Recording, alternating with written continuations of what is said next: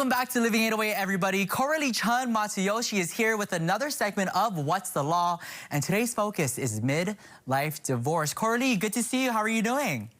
Great, Mikey. Okay, let's get into this because till death do we part has taken on a whole new meaning nowadays. Now, since the 1990s, the rate of divorce has doubled among U.S. adults 50 and over and tripled for those 60 and over. Now, many waited until the kids were older and now they just want out.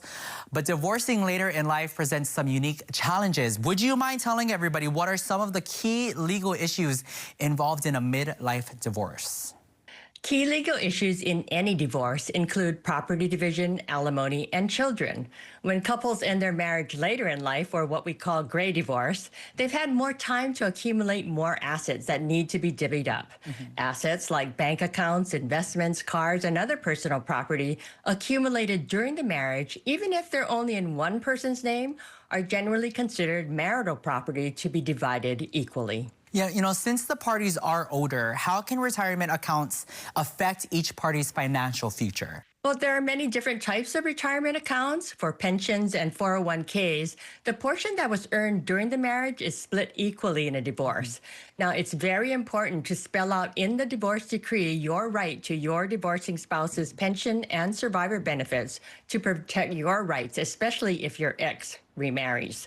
Sometimes an accompanying order, like a Qualified Domestic Relations Order or QRDO, is required to divide the retirement account to avoid tax consequences.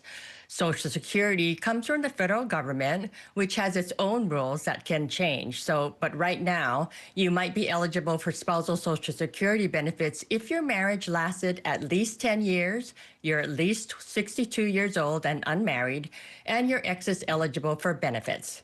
And don't feel bad about taking those spousal benefits because it doesn't reduce the amount that your ex-spouse would get. Got it. Okay, one of the biggest assets in a marriage is the family home. How is that divided up? This is a tough one. The average cost of a home in Hawaii, as you know, is $1 million. And most people don't have another $1 million in cash so that one person can get the house and the other spouse could get the cash. Right. So if one spouse wants to keep the house, they usually would have to buy out the other spouse, which means incurring a new mortgage at a higher rate for many years. And nobody wants that, really. So in most cases, the house is sold and the net assets are divided equally. Piggybacking on equally, if assets are divided equally in a divorce, what about debts?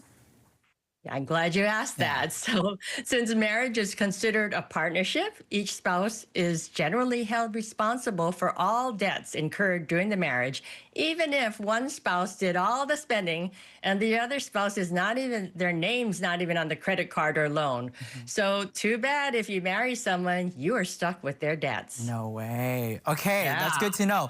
Okay, speaking of good to know, what other podcasts should people look out for? So what happens if your ex-spouse stops paying child support, and why two local sexual predators are now behind bars for a very long time. All that and more on KHON2.com. What's the Law? Okay, and speaking of KHON2.com, make sure you guys log on to our website because we'll have more information over there. Coralie, always great talking story with you, and thank you for all of these tips. Good to know. Thanks, Mikey. See you later. See you later.